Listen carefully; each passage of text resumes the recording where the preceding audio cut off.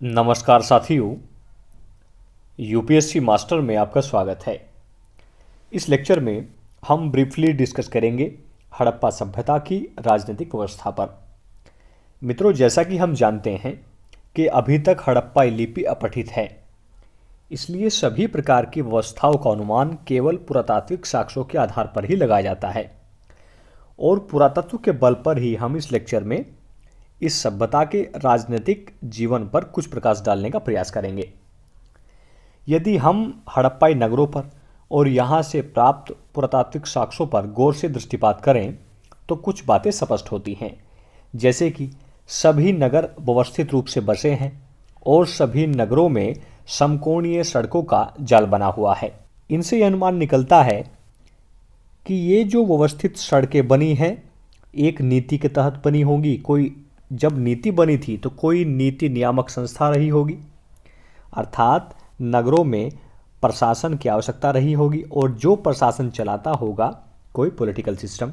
कुछ ऐसे स्थान मिले हैं जैसे हड़प्पा, मोहनजोदड़ो, लोथल, यहाँ से अनाज के गोदाम मिले हैं जो इस बात की तरफ इशारा करते हैं कि ज़्यादा मात्रा में अनाज इकट्ठा किया जाता होगा और विपरीत परिस्थितियों में नागरिकों के बीच बांट दिया जाता होगा और यह व्यवस्था संचालित कर रहा होगा कोई पॉलिटिकल सिस्टम।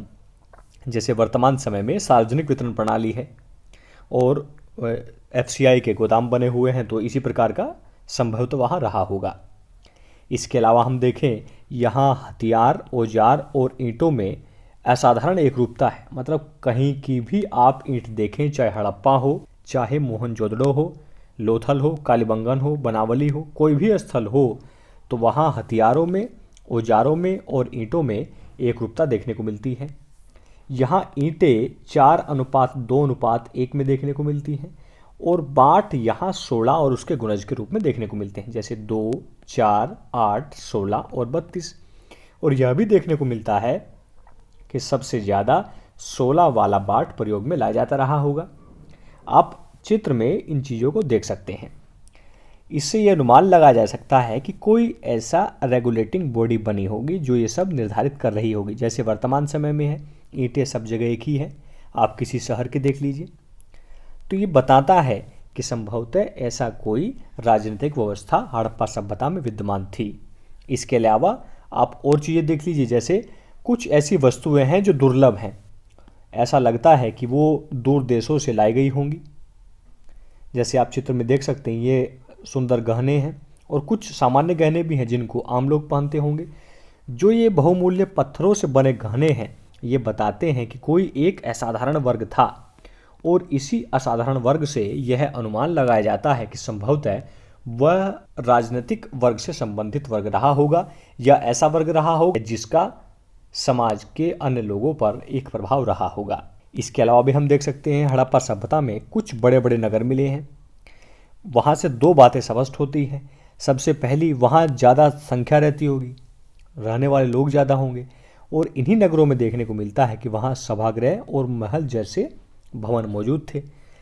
तब इन भवनों से अंदाज़ा लगाया गया है कि संभवतः इन भवनों में रहने वाले लोग राजनीतिक, आर्थिक और धार्मिक क्षेत्र में अन्य लोगों से आगे रहे होंगे। इसका एक पुख्ता प्रमाण भी देखने को मिलता है कि जहाँ से वो मोहरें प्राप्त हुई हैं जिन पर व्यापारी, पुरोहित और प्रशासक चिन्हित हैं, उनकी संख्या मोहनजोदड़ो से सर्वाधिक है। तो ये भी अनुमान लगाया जाता है कि संभवतः ये राजधानी हो सकती है, ये यहाँ राजनीतिक वर्ग से ही संबंधित लोग रहा करते होंगे। अब उपरोक्त से तो ये स्पष्ट है कि एक ऐसी संस्था रही होगी, पर उसका स्वरूप क्या था इस बारे में कुछ कहा नहीं जा सकता है, क्योंकि हड़प्पा अभी तक अपठित है। विभिन्न प्रकार के विद्वान अपने अपने विचार रखते हैं। जैसे पिग्गट और व्हीलर हैं, ये कहते हैं कि यहाँ एक पुरोहित वर्ग का शासन रहा होगा, जबकि मार्क कन्योर कहते हैं कि यहाँ कुलीन वर्ग का शासन रहा होगा। और कुछ अन्य विद्वान तो यहाँ तक कहते हैं कि हड़प्पा सभ्यता में जो राजनीतिक व्यवस्था थी वो जनतांत्रिक व्यवस्था थी। इन्होंने अपने अपने संबंध में कुछ मत भी दिए हैं। जैसे स्टुअर्ट पिग्गट हैं, इन्होंने जो दाढ़ी वाला पुरुष है जो अभी आपने देखा, इसकी तुलना मेसोपोटामिया से दिखाई है। कहा है कि जो मेसोपोटामिया में वहाँ शासन करता था, इसी प्रकार की वहाँ से एक मूर्ति मिली है कि इसी प्रकार का यहाँ भी व्यवस्था रही होगी। और यहाँ पुरोहित इन्होंने इसको कहा है और पुरोहित वर्ग का ही यहाँ शासन रहा होगा, ये बोलते हैं पिगट महोदय। परंतु पिगट के विचार का हम खंडन भी कर सकते हैं। मेसोपोटामिया में स्पष्ट तो है कि वहाँ पुरोहित वर्ग का शासन था, तो वहाँ स्पष्ट रूप से मंदिर मिले हैं, परंतु हड़प्पा सभ्यता में हम देखते हैं कि मंदिरों के स्पष्ट प्रमाण नहीं हैं और इसके अलावा इस वर्ग के होने के भी कोई अन्य प्रमाण नहीं मिले हैं। व्हीलर ने तो क्या कहा है, यह 4 स्थान हैं, हड़प्पा, मोहनजोदड़ो, लोथल और कालीबंगा। ये कहा है व्हीलर ने कि ये एक राजधानी के रूप में तब्दील थे, कि हड़प्पा सभ्यता 4 प्रमुख उपराज्यों में बटी थी। एक का नेतृत्व करता था हड़प्पा, दूसरे का मोहनजोदड़ो, तीसरे का लोथल और चौथे का कालीबंगा, व्हीलर ने कहा है। पिगट महोदय ने कहा है कि हड़प्पा और मोहनजोदड़ो 2 इस सभ्यता की राजधानी थी और यही इसकी जुड़वा राजधानी थी। इंपॉर्टेंट है, एग्जाम में कई बार पूछा भी गया है। इसी प्रकार के एक विद्वान रहे हैं कुणाल। कुणाल ने हरियाणा से एक मुहर प्राप्त हुई है जिस पर राजमुकुट अंकित है। तो इसी राजमुकुट के आधार पर ये कहते हैं कि हड़प्पा सभ्यता में राजतंत्रात्मक व्यवस्था रही होगी, जबकि मार्क कन्योर ये कहते हैं कि यहाँ कुलीन वर्ग का शासन था।